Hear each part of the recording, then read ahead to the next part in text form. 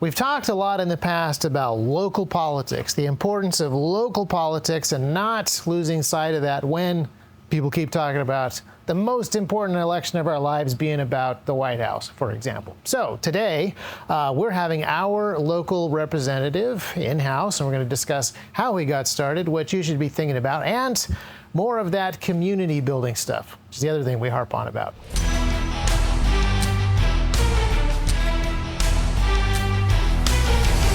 Welcome back to another episode of T-Rex Talk, and my guest here is not just our local representative, Jody Barrett of the 69th District here in Tennessee, but we're in the 69th District, so you're my representative. And for better or worse? For better or for worse, I would say, are we commenting on the previous representative when you say that? No. Okay. No shade being cast here. I was going to say, I have really enjoyed having you in the Capitol on our behalf for the last two sessions. You've been through an entire term now, almost. Technically, not till after election day. Couple of weeks left. You have a couple weeks left till you're done with your first term, and there's a couple things I want to ask you. Number one, what you've learned, because it wasn't that long ago that you were a newly elected freshman, but also you bring some stuff to the table that I think is unique and helpful. You had a really, you came out of the gate hot as a freshman, and you did an awful lot this past session as well. Oh, and you also got, the governor called a special session, so you got a little more. I got an extra overtime experience in there as well. Yeah, sudden death overtime kicked in, and so there's been a lot of stuff that's happened over the last couple of years that you've been there. But first of all, I want to ask. I want to say thanks for coming in and doing the podcast. Oh, my pleasure. Thanks for the service, because I think it's easy for us to see what's happening in D.C. Mm-hmm.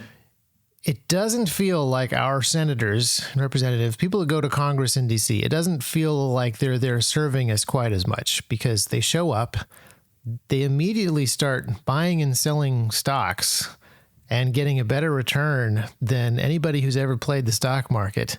And then we kind of never really see or hear from them again. They just get more higher into the vaulted halls of power. So it's easy to forget that our legislators and our government in its entirety exists to serve the people, not the other way around. So, well, when you look at the federal level and what's going on in Congress, it's called the swamp often, but I think it's more of an amoeba. It just seems to kind of swallow these people in. You know, folks go up there with good intentions, I believe. I think a lot of them start out just like you or I, and they want to go change the system and affect some sort of positive result for the people back home. And you just get up there and kind of fall into the system, and it just kind of eats you up. And it's easier to pick out, I think, the outliers that are kind of bucking the trend.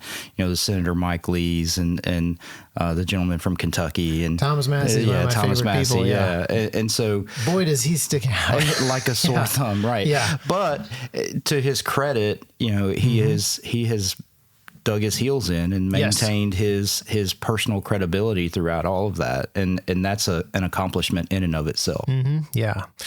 Now, at the local level or at the state level that you're operating at, things feel a lot more down to earth.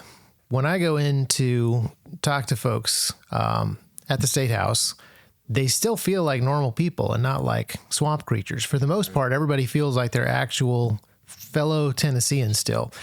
Is that a size issue? Because Tennessee is a smaller state, fewer people, you're dealing with less money, or is it just because people are still pretty close to home?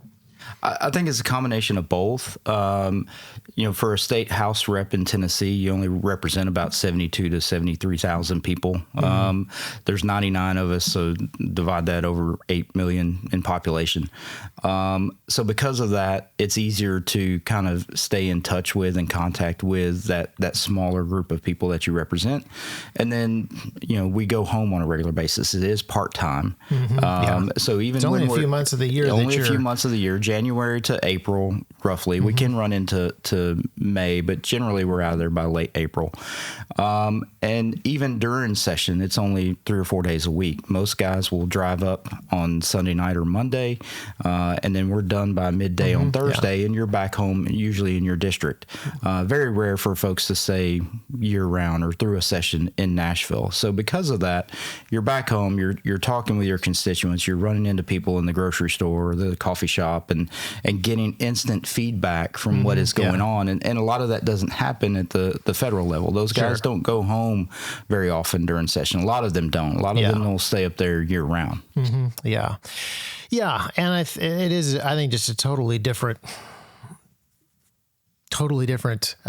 style. I mean, when you're in the swamp full time, I used to live, our family lived outside of DC. My dad did a lot of political work in that area with media, and before YouTube and before cheap cameras, making political commercials was a complicated, hard thing to do. And people that had the capability to do that would go be near DC and make documentaries about Michael Dukakis and various other presidential candidates.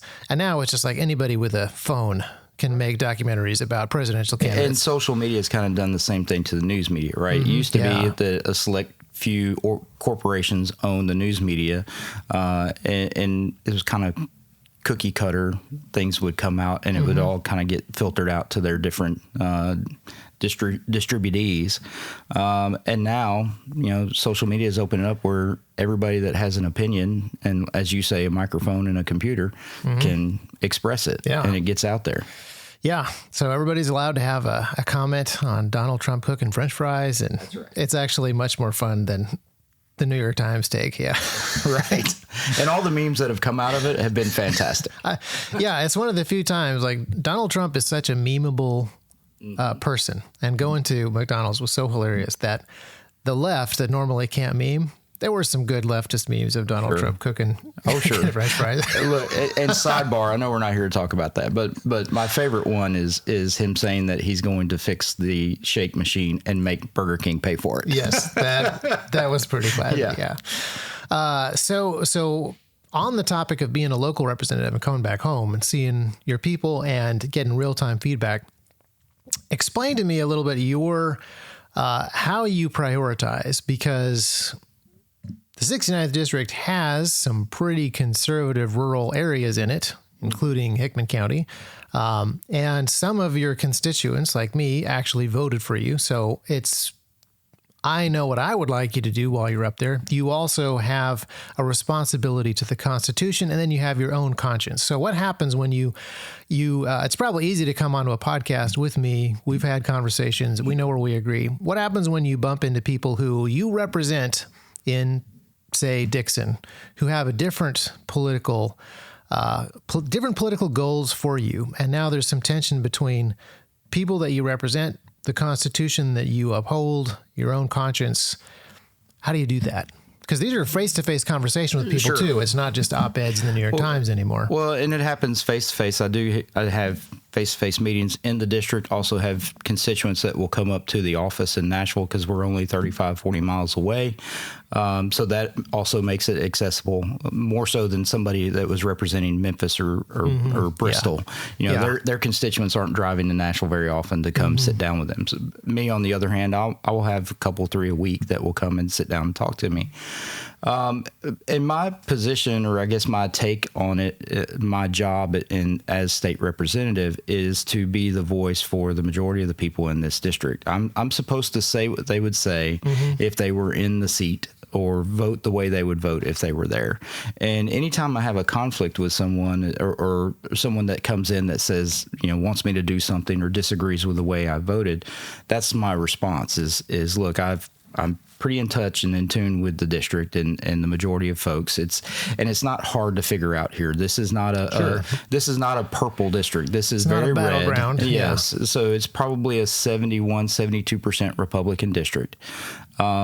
And even within the Republican Party, we'll have some disagreements. Absolutely. School vouchers, for instance, that's something where some Republicans are going to feel very strongly for it, and vice versa. And so that gets a little bit more murkier. But on your run-of-the-mill social issues, fiscal issues, things like that, it's pretty easy for me to put a finger on the pulse of this district and know exactly what I should be doing. And so when I run into somebody who disagrees with that, it's very simple and easy to have that conversation. Say, look, I appreciate where you're coming from, and I don't necessarily disagree with you in some respects, but that's not the way this district sees things. And that's not my job, is to vote for what the district wants. Yeah, it's an interesting dynamic. I'm sure it is a far more complicated thing as you get to a purpler district, and you definitely see you have a very interesting dynamic there where you have a Republican candidate in a purple district is getting basically all of his funds from conservative sources, but he has to court the as much of the centrist swing vote as absolutely possible. And it's kind of a weird thing. So a couple of folks that I know that've gotten to be friends with that are in that type of situation, it is a dual-edged sword, because the district makeup influences the way you vote on things. You do have to think about that. I have a luxury of not having to play those kind of games. Those kind of games, right? I'm, as you've seen, I can be very vocal and opinionated because I have the freedom to do that, knowing that the district is supporting these things, and I feel confident that I'm reflecting my district in the right way.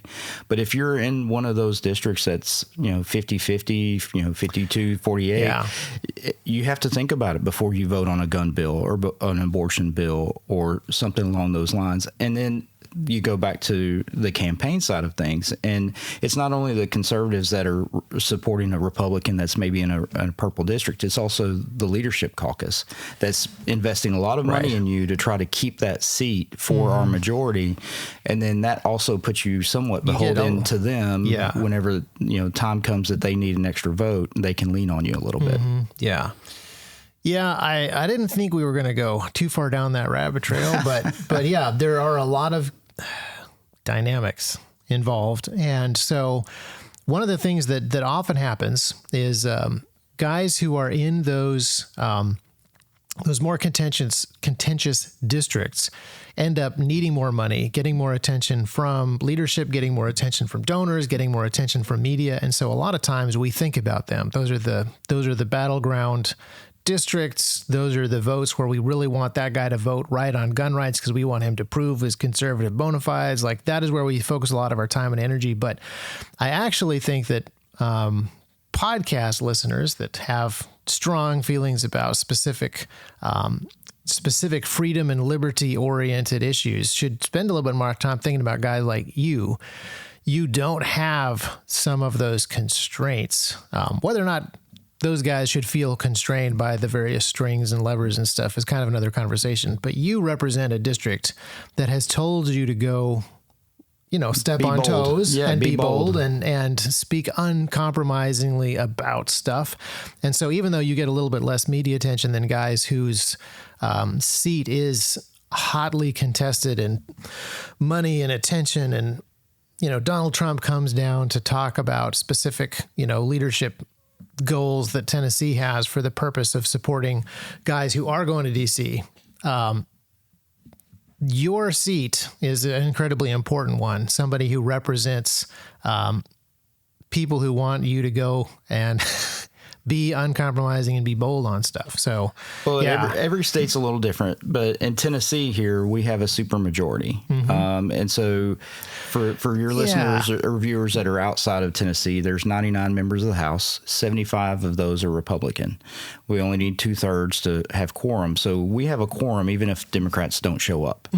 Now, that sounds great on paper, but what it causes is somewhat of some infighting in that we may have 75 Republicans, but not all 75 don't feel as conservative or run as conservative as others, right? There's a wide spectrum there within that 75 as to where they go. And then part of that's they're reflecting their district.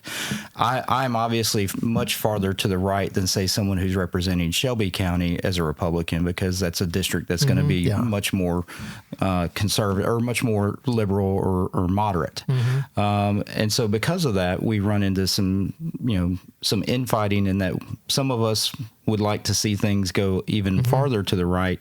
And, those that are in the leadership positions are trying to govern some of those battles and keep everybody in the tent, so to speak. Yeah. And that's a difficult job as well. Do you ever get the sense that people, not to name names, but that various people, it's easy for the big money donors and other people to ignore you because your seat is safe and your conservative vote is also safe? So like, you aren't going to get the attention, you aren't going to get the donations, you aren't going to get the amount of thought, like you're not going to get. Does it ever feel like people are saying, we don't need to worry about Jody, we'll focus on something else. We really don't need you in the same way we really don't need the Democrats. We have enough votes even without you. Do you ever get that sense? Well, I think it's actually, I think it comes from both ends of the spectrum. Right. Those that would support me in the things that I stand for feel comfortable that, well, I don't have to necessarily donate or contribute or volunteer to help him out because he's got this. He's got 75% of the vote, right? Probably. And in this particular election cycle, I don't have a Democrat opponent. Like I won a primary with 83% of the vote, and now don't have a Democrat opponent. So it's easy to kind of say, he's good, I don't need to help him out.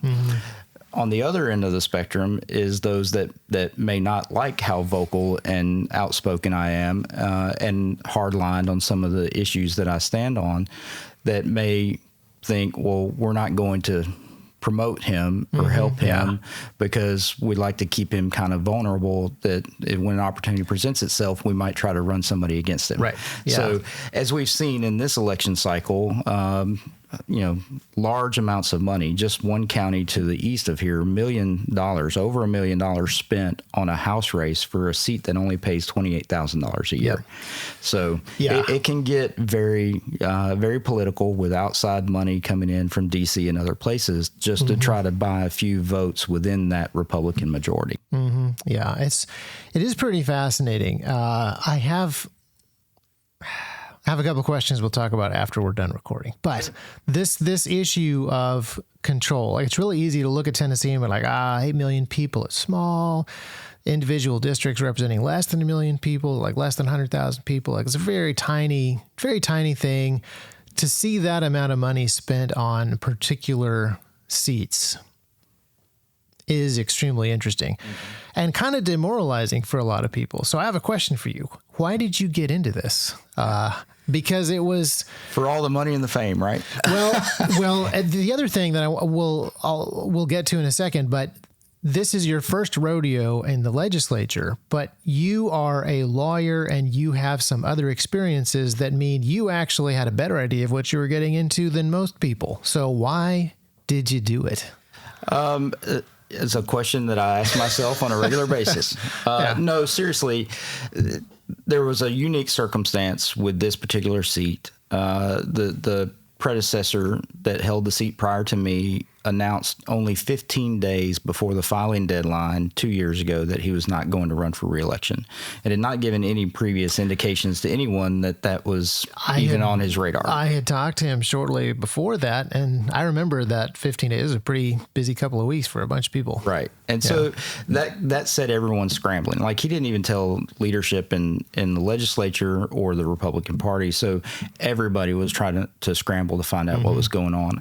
I had a little bit of a head start in that a friend of mine who's a musician and well-known and outspoken also on social media was trying to get someone to run against him to primary that person. So he'd already planted the seed and nudged you. He is a gentle nudger, isn't he? Yeah. Yes and no. They reached out. He and another friend that were trying to see if there would be somebody that would consider doing it. And I said, look, guys, I've got my business, my family, too much going on. I said, but I do know the district. I know everybody here, and I can help you find someone.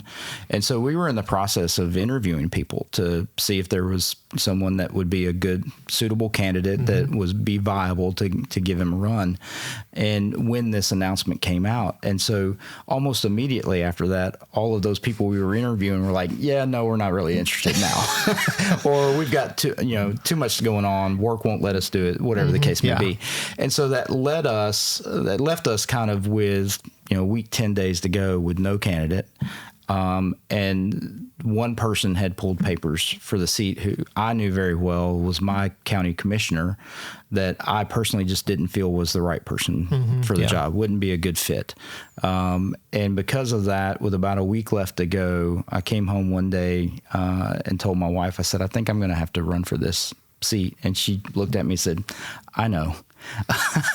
As our spouses do so often, she knew weeks ago that was probably where this was going to end up. And so with her approval and talking to my law partners and some other folks, we decided it was the right thing to do for everybody involved. And so we jumped in there. Yeah. Now it's not that big a deal. It's only January to April. So, it seems like a pretty easy thing to do, but it's been an interesting couple of years. Like even just in terms of Tennessee history, it's been an interesting couple of years that you have been there for. What's happening nationally is also, of course, going on and affecting things here. So how's it been? The first session was entertaining. There was drama. There was tragedy. There was an extra session, the summer session, special session was called for discussing red flag laws and various other highly contentious issues. Right. So yeah, on a scale of 1 to 10, how would you rate it? I mean, it was everything that you would think or want from an engaging television show for a series or a season of that television show. It happened in that first session. I mean, we started in January. The very first bill that got addressed was the transgender surgeries for minor children, banning that, which brought out all sorts of people protesting and walking the halls of our building and being there in the Capitol whenever we were trying to pass that. The journalists that usually call us flyover territory all showed up for that one. It was like flies to honey. Yes. And then when we passed that, we moved straight into a ban on drag shows in public parks in front of minor children, which brought a whole different, some of those same protesters were there, but then it also brought a different cast of characters with the drag queens themselves coming up and protesting. From there, we moved into a discussion on our trigger ban on abortion in Tennessee and whether or not we were going to soften the language on that and create some exceptions, which, again, very controversial. So it was one thing after another. And just when you thought you were going to be able to take a breath, we had the shooting at the Covenant School, which triggered a whole other set of dramatic exercises. And so it was just one thing after another. Yeah. Now, I mentioned before you are a lawyer, so you have a better head start on legislating, writing law, judging what a law and amendments are going to do. But you also had a little bit of experience learning the process. Did you do, and I forget what it was it Teen PAC or something else like that? I was a college intern with the legislature a long time ago. I aged myself here in 96 as a senior in college, did an internship for one session. So served in the House Calendar and Rules Committee, which was unique in that committee pretty much works with everybody. If you get pigeonholed into one committee assignment like commerce or criminal justice, you're only going to see a select group of members that deal in that committee on a regular basis. With calendar and rules, every bill has to come through there. Yep. So it really gave me an opportunity, unique opportunity to kind of see every member up there, see how bills work and flow through the system, understand how, kind of the backdoor discussions too, and how those things work. So I didn't come into it completely blind at all as a member. I kind of knew the processes. It was more my goal this first session was to try to get a lay of the land, find out who the people were, who are the players, who are the ones that are moving and shaking.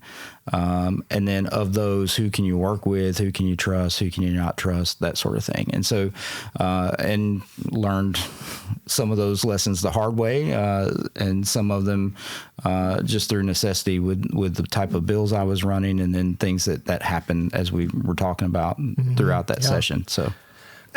Now, my impression, I could be wrong about this, but my impression is that the process is so complex, and especially at the local level, for most of the folks, this is their first time. Generally, when you go to DC, you've already done stuff. You've already done stuff in the arena. But when you start out here in Tennessee, this is your first time dealing with the legislative process, all the procedure, all the rules, the different committees and subcommittees, and how that actually kind of works. How much of a head start was that for you?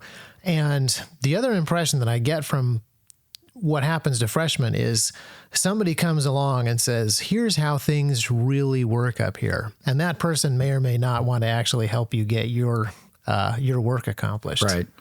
Well, look, as a citizen legislature, and that's truly what Tennessee is, being part-time, some of the freshmen, just to give you an example that I've come in with, one is 26 years old, was the youngest member of the House who's fresh out of college, hadn't even really started a career yet. Another one's a chiropractor. One's a business owner. One's a teacher, a retired teacher. You throw all those in the mix. And so I had a distinct advantage, as you say, because working in the law, working in a courtroom, going through procedures and following rules of procedure are second nature. So the first thing I did was dig into the rules, the House rules, and how do things work, try to familiarize myself with how that goes. And that gave me the ability, I think, to kind of maneuver through the system maybe a little bit better than some others. Imagine a doctor who is maybe a heart surgeon. They don't do brain surgery or they haven't done foot surgery, but they've done enough surgeries that they know how it works. They know the body. They know anatomy. And so if push came to shove and they had to start digging into other areas of the body, they could figure it out. That's kind of where I was as a lawyer. I didn't do legislative stuff, and I didn't, I maybe haven't in my practice done criminal law or bankruptcy, but I know enough about the law and how it works to be able to dig into that parts of the code and work in it. Whereas somebody who was a teacher for 25 years, who's never really been involved in the law or any type of procedural entity like that, it's, I'm sure, very difficult to make that transition. And you're relying heavily on other people to help you figure that out. Right. And oftentimes, like 99.9% of the time, those other people have their own agenda.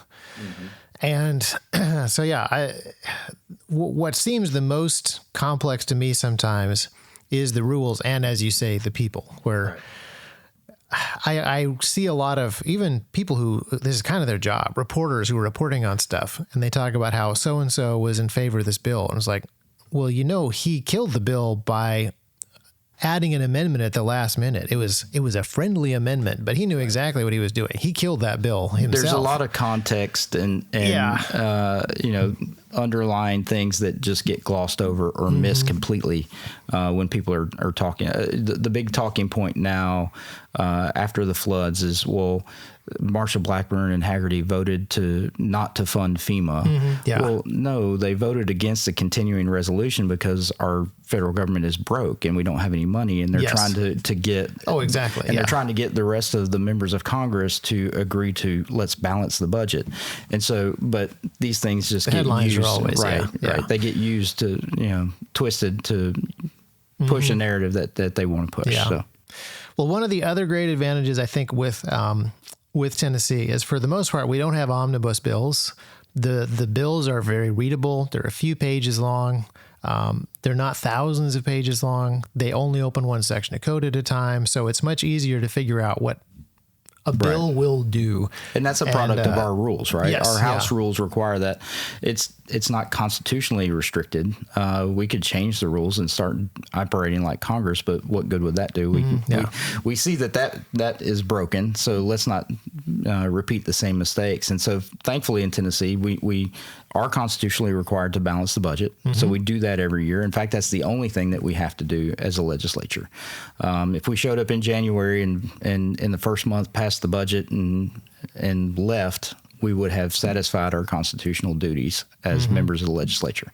Everything we do beyond that is gravy, so to speak. So yes, doing that and then having bills that are one topic, only open one section of the code, that does make it easier to kind of drill down and focus on that bill. However, There are not, as I said, there's 99 of us. We all get to file up to 15 bills apiece. Some of them more. If you're a committee chair or a member of leadership, you have more bills that you can file. So we're generally talking 1,500 to 1,800 bills that are filed every year. It's impossible to know every single one that's filed and what's going on and where they are in the process. So sometimes you kind of get caught off guard, whether that's, you hope it's when you're still in the committee level, but when something gets to the floor that you haven't heard or seen of before, and your alarms are going off, that's when you start sweating, trying to figure out how do I slow this down, or can I stop it, or can we figure out what it is? Yes, yeah, where to come from? Yeah, it's pretty interesting. So here's a question. You make it sound equal parts important, vital that people get involved, and unpleasant and daunting to even figure out how to do the right thing. It'd be real easy for someone who is less familiar with that stuff to go in there and get utterly bamboozled by folks who take me under their wing, and then I just am kind of spun around and don't actually know how to get my stuff on notice, and don't actually know how to move my stuff forward, don't actually know what's going on behind the scenes. Right. How do you you had this advantage of interning there on the Hill. Is that a prerequisite, or is the system complicated enough now that you kind of have to do that? No, I don't think so. I mean, like I said, just some of the freshmen that I mentioned here, got some really great stuff passed. Kevin Raper, for instance, is a retired teacher from East Tennessee. He got in there and dug his heels in on a couple of things that were very important to him and his constituents when it came to education, and did a great job and got some stuff that was really important. The first year or two, your first session up there, you're going to take some lumps because you're maybe not going to see some of the punches coming. People that you think are friends, or people that you think maybe feel the same way you do, sometimes don't come through the way that you had hoped. And honestly, that happens more from chamber to chamber. Like within the House, within our little ecosystem, it's much easier, I think, to kind of assess where everybody is and know who you can work with on a particular issue. And folks are pretty open about where they stand on things. It's very rare for somebody to be shifty and tell you one thing and do something different. Right. Those folks kind of get ostracized pretty quickly because and this sounds antithetical to folks that watch politics, but in that realm, your word is your bond, and it is very important for you to do exactly what you say you're going to do. If you tell somebody that you're going to vote yes and then you switch and vote no on them, it causes hurt feelings and damages your reputation. And it's been interesting for me to see over the last few years how much hurt feelings actually affect stuff on the Hill. There are some folks that I would like to work together, but they hurt each other's feelings. So that goes back to many years ago. That goes back to the lawyer thing too. That's an advantage that I think I have doing what I've done for 25 years. Is that we go to war with other lawyers all the time. We'll go to trial. We'll fight over different issues. But when it's over and done, we can have a relationship and go have dinner together or hang out. I mean, in most cases, in a small town like where I live, I'm probably going to be coaching their kid in flag football or something along those lines. So you still have to get along. But those that don't do that on a regular basis, if your profession is something else, or for instance, you own your own business and you're used to people doing exactly what you tell them to do, and then others don't treat you with that same respect in the legislature, those folks sometimes get a little bit more heated and upset when things don't go their way. Right, yeah. And they carry grudges.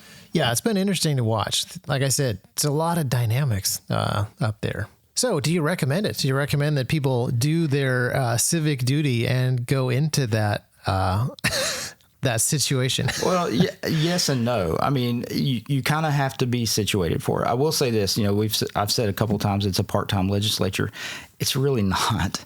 Like, it's the most full-time, part-time job that I've ever had. And you can do it part-time, but if you want to do it well and actually make things happen, you have to be engaged. And it's a year-round thing that you're going to have to work on, not only your knowledge of the areas of the law that you're trying to work in, you're going to have to work on relationships and your reputation as a scholar in that area where people trust what you say and accept that you're telling them the truth. And then, you're going to have to be prepared months in advance. Like, I've been working already for next year's bills because, of course, you can't wait until January and decide, I think I'm going to draft a bill on X subject. You got to start months in advance on that. So even though we're in our off season and doing campaign stuff, I'm still working on legislation now, trying to get ready for next year. Well, and the dynamics change because the people change. How many new faces are you going to see on the Hill in January? I think it's going to be anywhere from 7 to 10 new members. We had, with my class, we had 14 freshmen plus 2 what they call redshirt freshmen that had replaced someone. They had been appointed to finish someone's term and then came back and had to run for that seat. So there were really 16 freshmen in our class. This one will be a little bit smaller, but some notable losses. Some committee chairman that retired, a couple of committee chairmen that lost primaries that are going to be replaced. And so that's going to create quite a bit of shuffle in the leadership structure. And that's the kind of thing that you got to be on top of just as much as the legislation. And well, since you're still new at this, but you came at it with a really good head start. And you have the legal background, and then you also have, even though it's a short track record, I know that you have a really solid track record in the House. Will you be able to take a little bit of a quasi-leadership role where you can help some of those freshmen out and be like, nah, don't listen to that guy who's telling you how it works. This is what you actually need to do. Well, some of that started already. I was elected as freshman leader for my class. And so for the last 2 years, I've kind of tried to work with my freshman class to share whatever knowledge I had, whatever I picked up from other people or, gleaned off of my experience, tried to share that with them. And we worked collectively. It was great. It was a two-way street. They taught me probably as much as I taught them.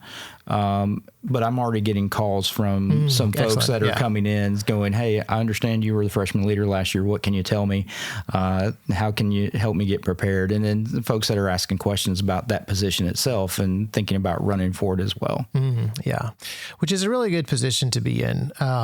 I think that you have good perspective, and it is really fascinating. I would say that the biggest issue that we have had at T-Rex with having our lobbyists push for gun rights, more gun freedom in Tennessee, is complacency. And sometimes it's politics. Sometimes it is politics because this guy represents a contentious seat and it's more important that he keep it than we get gun rights. But a lot of times it's just complacency where guys tell us like, look, it's usually son, hey son, we have a Republican supermajority.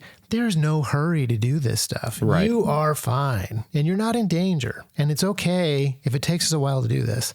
And, we're not coming to get your guns. Yeah. Never mind the fact that legally we can if somebody else decides to do so. There's a lot of code that needs cleanup, regardless of whether or not we have a supermajority or so forth. So that complacency is a thing that is frustrating to see in the actual halls of power, but it's the exact same complacency that I see in the general population as well. I'm always talking to people who are like, no, we're fine in Tennessee because Tennessee is a red state. Right.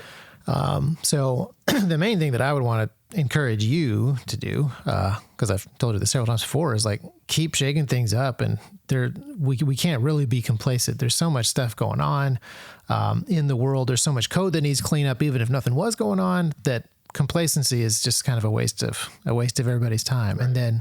And then in the state, same deal. people who are going to sit out elections because your seat is safe, people who are not going to be involved in.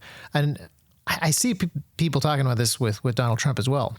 Donald Trump is, he's got Tennessee. So I know people who are like, it's really not that important that I vote this year in Tennessee because Donald Trump's already going to win Tennessee. Right. But there's all their local seats. It's the down ballot stuff. It's all the down ballot stuff that's important. We absolutely cannot lose our 2 Senate seats, and one of which is on the ballot. So we have to have our senator reelected in the Republican Party. The opponent is unacceptable. And then our congressional seats as well. As much as we talk about how, I guess, ineffective Congress is, it's still important that we have conservatives up there that are at least holding somewhat. Exactly. How can we maintain gridlock? Right. Exactly. Because the opposite is untenable, right? If this thing swings to the other party and things really start moving, I'm afraid that all the things that we fear and or get accused of being conspiracy theorists about will actually start becoming actual problems to deal with. But it's, you have to vote anyway. And I would argue that, you said earlier, all politics are local. It is far more important that your local judges, your local commissioners, your local legislators are people that you know, trust, and support. And then, yes, eventually DC matters. Right. Yeah. Right. Well, and we say this all the time. If you don't vote, then you shouldn't complain. I disagree with that. You should complain anyway. Yeah. I complain about Canada. They don't let me vote. Let your politicians know it anyway, regardless of whether or not you voted. But when you start looking at turnout numbers and things like that, that also, when they look at, say, my district in the 69th, they're going to look at, well, how many people turned out? What was, how engaged are they as a populace and that sort of thing. And that's going to determine whether or not, well, this guy is weak and we might be able to pick him off if we put a good candidate up against him, because there's not that many people voting anyway. If we only have to get 3,600 votes versus 12,000 votes, then that's doable and we won't have to spend as much money. So it's important for us, as if you like your candidate, you like your representative or local or state level, then get out and support them by giving them a vote as well. That's a vote of confidence that also allows us to go back to Nashville and say, look, man, I won 83% in my primary and I also unopposed still got 15,000 votes. I'm pretty well liked and I'm not going anywhere and you need to listen to me. That helps a lot. Yeah. Because it seems like you mentioned before that seat where people spent $100,000 to primary a guy over a very, very small legislator's salary. That's actually not very much money. When you look at what's getting spent for political control in other parts of the country, that is a very cheap vote to buy. Of course, I'm not alleging that the vote got bought, but somebody swapped somebody out for somebody else that they wanted for $100,000, which is a bargain. And the idea that it isn't going to happen in smaller parts of the country where the votes are cheaper is kind of naive. Well, and I think you can look at what happened in Texas last year after the voucher vote there, the school voucher vote. There was millions of dollars that flooded in, and they flipped a bunch of seats. They didn't have time necessarily to organize that resistance in Tennessee because our voucher bill never really came to a vote. Sure. The Senate and the House kind of butted heads on that, and it never got to the point where anybody took a stance one way or the other. That's not going to be the same this year. It'll come up for a vote and it'll get to the floor and we'll end up having to take a stand. And those same groups that organized and went after folks in Texas, went after real conservative members of the Texas legislature, they're going to do it in Tennessee. So as I'm sitting here talking with you, I already know that 2 years from now, I'm going to have a really big war chest ready to go because there are going to be folks that are going to be trying to come after me. Do you want to talk about school choice for a minute? Because what happened, what happened in the last year was really interesting because there was a huge amount of talk. The governor wants his voucher program. There's already the pilot program. So people have a rough idea of kind of what it might sort of look like, but no actual legal language showed up. A bunch of people filed bills that had to do with school choice. And then everybody argued about the bills without knowing what the governor actually wanted. So it was extremely counterproductive in that sense. But there's a million different ways to go about school choice and vouchers and EMS or EMA programs and various other ways of trying to handle this.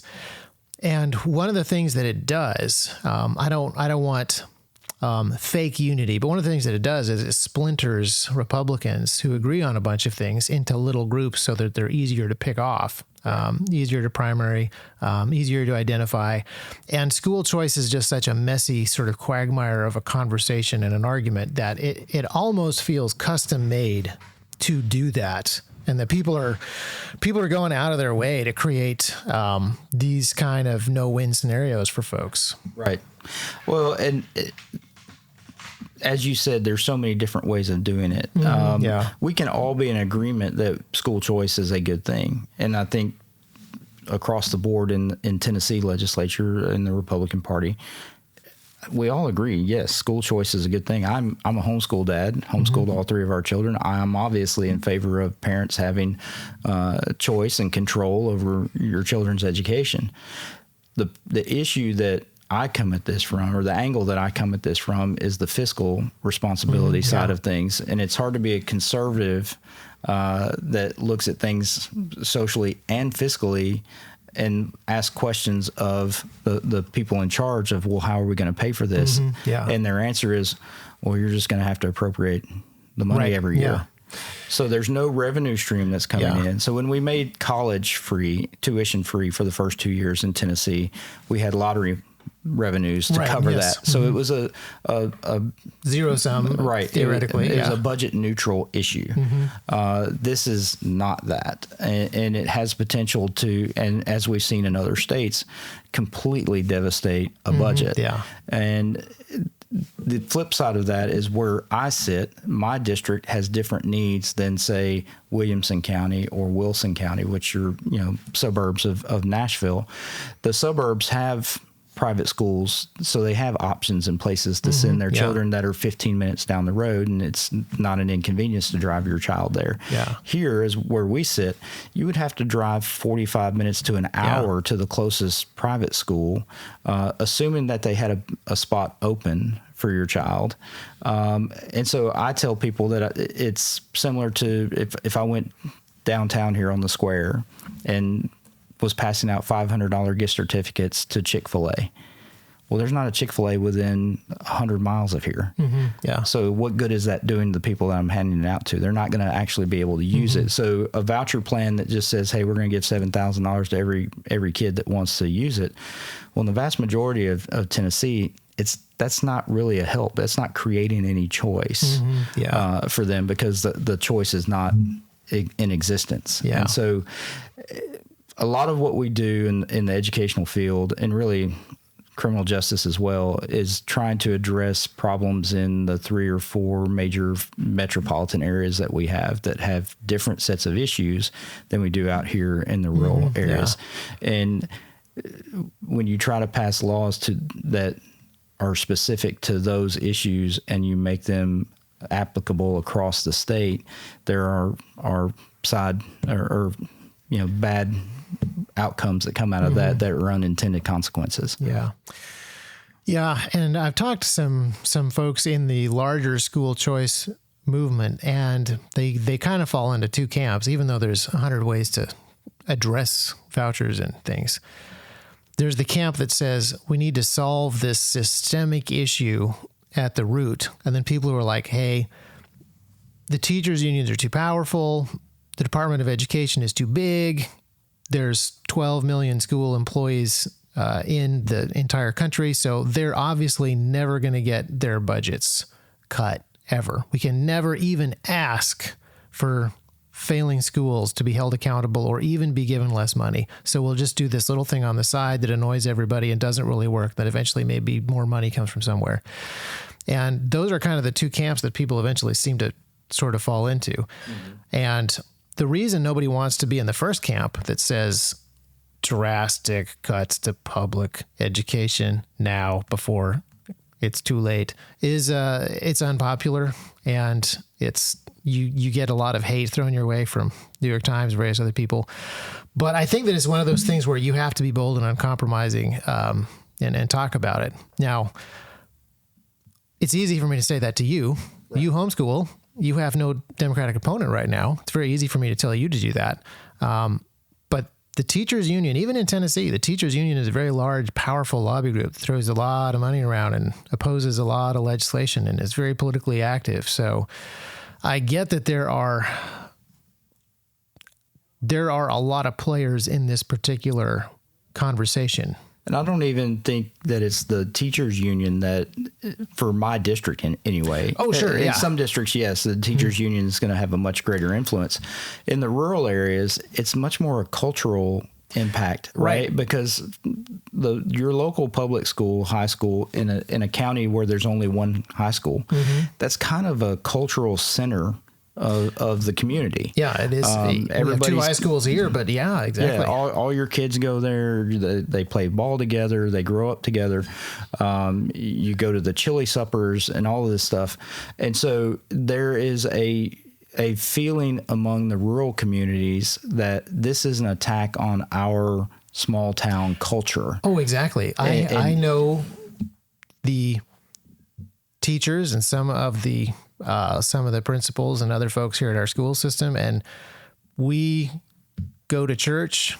We love guns. We're all voting for Donald Trump. We should all be on the same page about some of this stuff.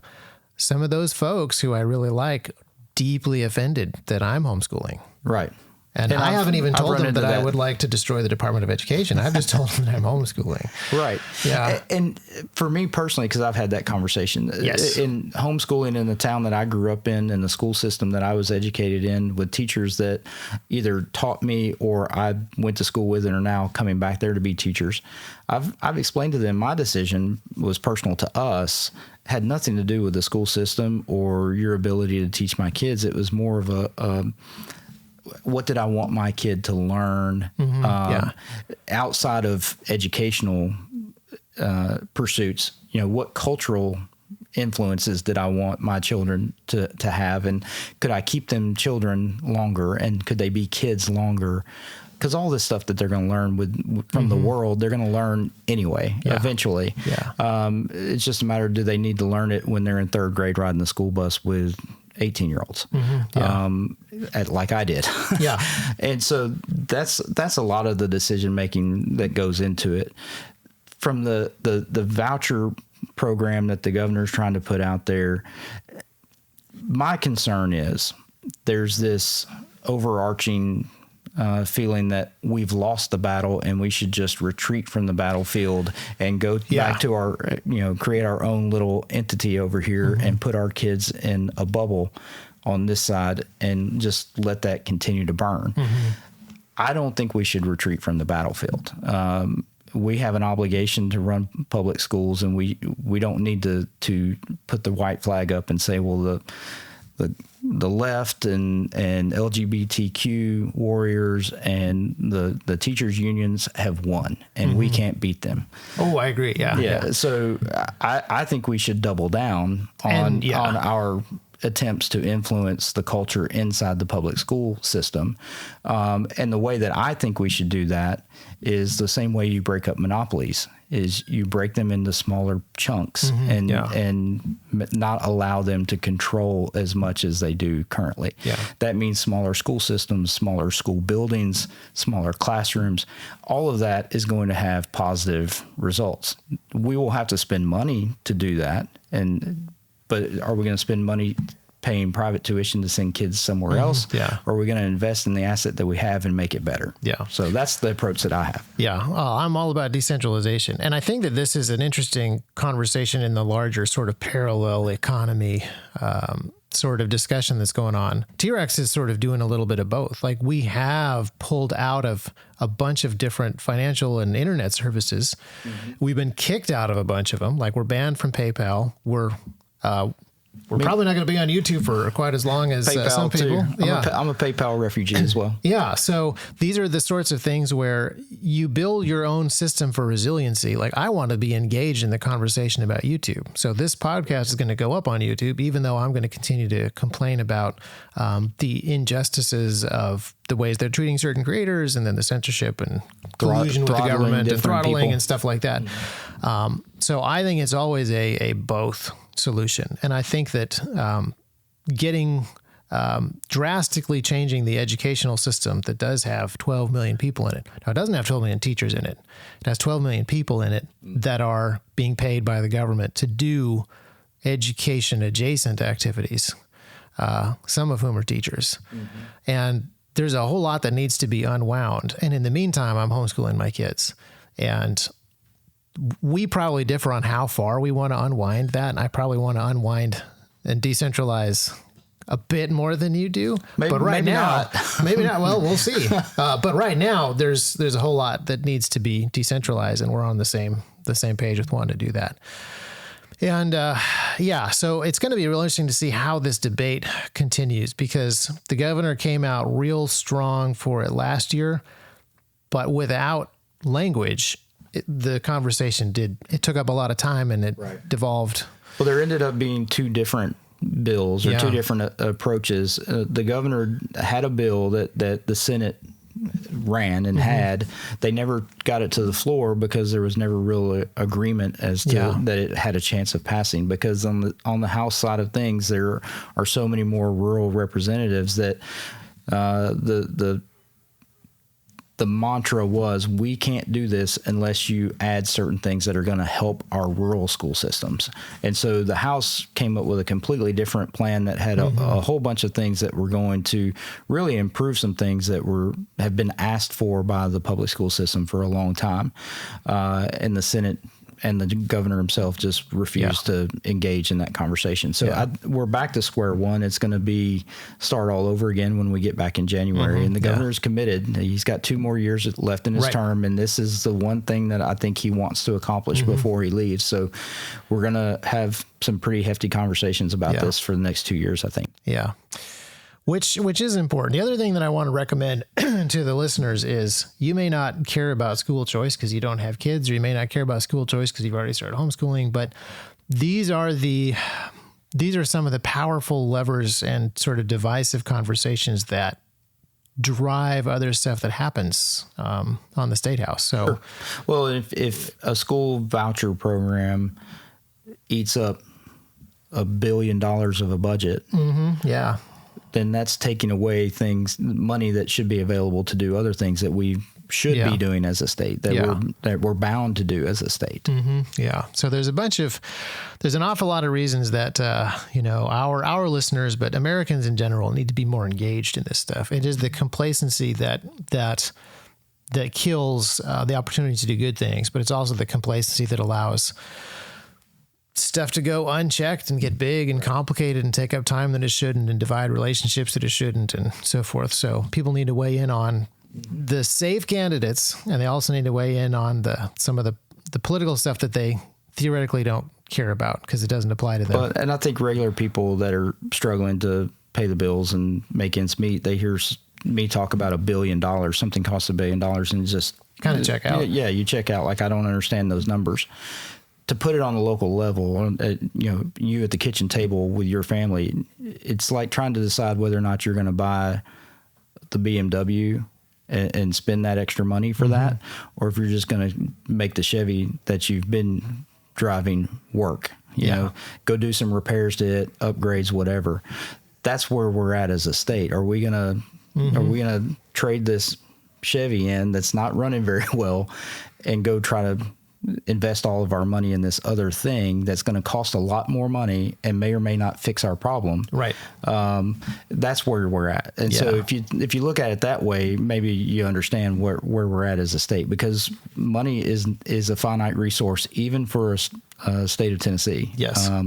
Our budget has grown exponentially in the last probably 6 or 8 years, but a lot of that money's has been coming in from the federal government through COVID relief funds or Build Back Better and things like that, and it's not going to be there. So our budget will start kind of retracting a bit. Well, I also hear people saying that if we keep passing bills like bans on trans surgeries and various other things, federal money will start to dry up. Certain things will not be given to us. And that's okay. That is completely okay. I would love to get off of that dependency as soon as possible so that we're less influenced by those arguments. And education is a great place to start. We've had that conversation. Yeah. Speaker Sexton and I have had that conversation about not accepting federal education money anymore and what that looks like. And he's even put a task force together to try to figure out, hey, if we decided to do that, what does it cost us and how do we fill in the blanks for that? It's very doable. It sounds extreme and it makes people lose their minds when you start having that discussion. But the benefits of it in the long run are easy to see and very attainable. And it's not just helping Tennesseans when we do that, because we're also demonstrating, we're setting an example for other states, but we're also taking people at the federal level, like Thomas Massie, who want to get rid of the Department of Education.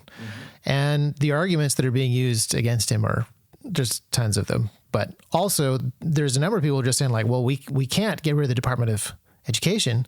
States like Tennessee depend upon it. If we can demonstrate that we're not dependent on it, we can demonstrate to other states that you don't have to be dependent upon it. It makes Thomas Massie's job in Kentucky easier. It makes Thomas Massie's job in D.C. easier. It makes a whole lot of people who want to do the right thing have a clearer path in that direction. And I think that's why there's so much pushback, because the first state that does it successfully and proves that you don't have to have the federal government to support you, then it opens the door for everybody else to say, hey, well, maybe we can do the same thing. Yeah. The 10th Amendment conversations get a little more practical all of a sudden. Yeah. So that'll be fascinating if that's the direction that we can go. So is there anything else that you want to tell the T-Rex listeners that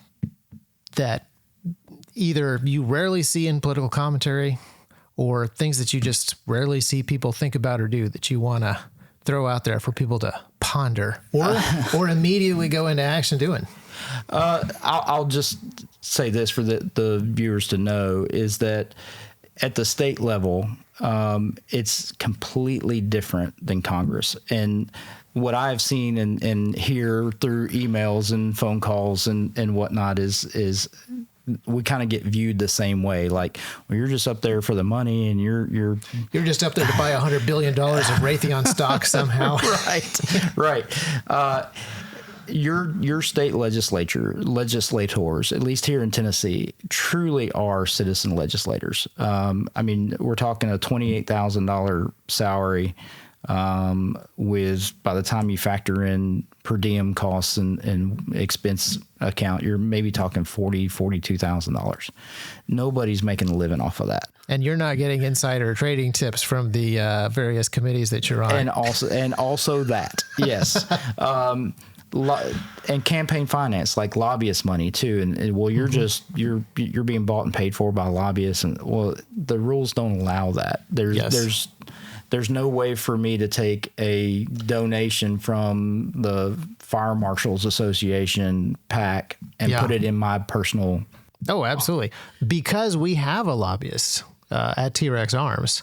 You had to bring your own coffee. I paid for my own coffee. I couldn't even let you use our coffee machine, I believe. Yeah, that's right. So it truly is like the money that you support. If you make a contribution to a candidate, particularly a state legislator or state senator, you truly are supporting their campaign. You're supporting their ability to do the job.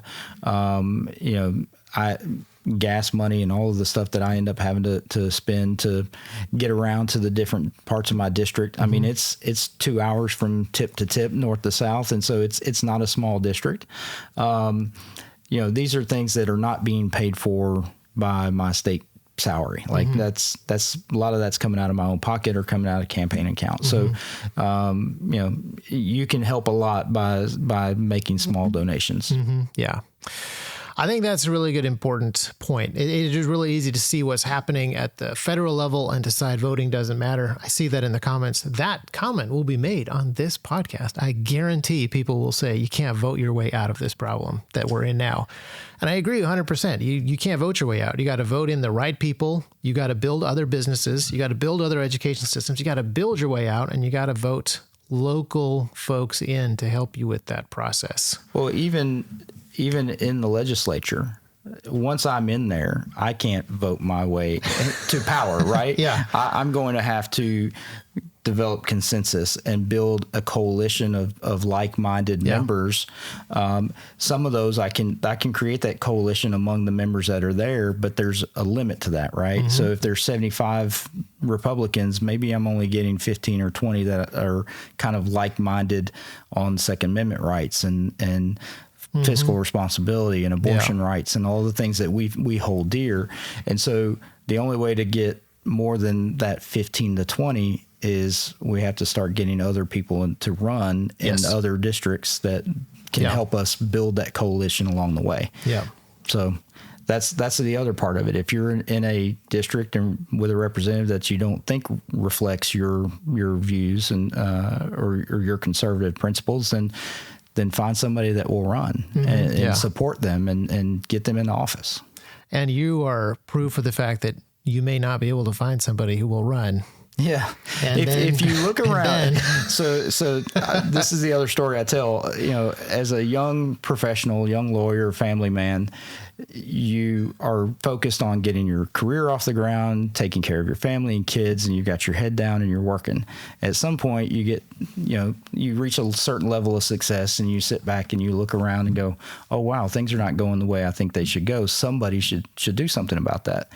And eventually you realize that somebody is you because nobody else is going to walk through the door and do it. And so you may find yourself in that same position. If you start looking around and saying, hey, this guy's not doing it the way I think it should be done, somebody should replace him. Don't be surprised if that somebody ends up having to be you. Yeah. Well, thank you so much for answering that call here in the 69th District. B, 2 years of holding the line. I think you have been more effective up there than a bunch of people expected. I wasn't super surprised because we talked ahead of time about a number of different things, and I've been paying a little closer attention to Tennessee politics maybe than your average random Tennessee folk that just moved here fairly recently. But I think a lot of people were very intrigued when you showed up. I think people were very surprised at the stuff that you've managed to get done, and I want to thank you for that. But I also want to thank you for coming on the show and talking about this. Very few Hickman County and 69th District listeners are going to watch this podcast, but my hope is that other people in Tennessee watch this podcast and they support their guys. We send you more allies on the Hill in Tennessee, but we also do that in other states. Well, if your listeners that are on X want to be entertained, they can also find me on X. Oh, yeah. I didn't want to get too much into the fun drama, but there's a lot of fun drama that happens on the Hill, and most of it spills over onto X. So if you follow Jody Barrett, you will get a window into the Tennessee 3. I'm one of the few that is outspoken on X and social media, so I don't mind kind of giving it back to the Democrats a little bit. All right. Well, we'll link to that in the description. Jody Barrett, thanks for being on the show, and thanks for representing us here in Tennessee. And I also really appreciate that you simultaneously see a bigger job than just voting our way out of this, but you're also willing to start. Yeah, absolutely. Where you got to start. Mm-hmm. Absolutely. Thanks for having me. You're welcome.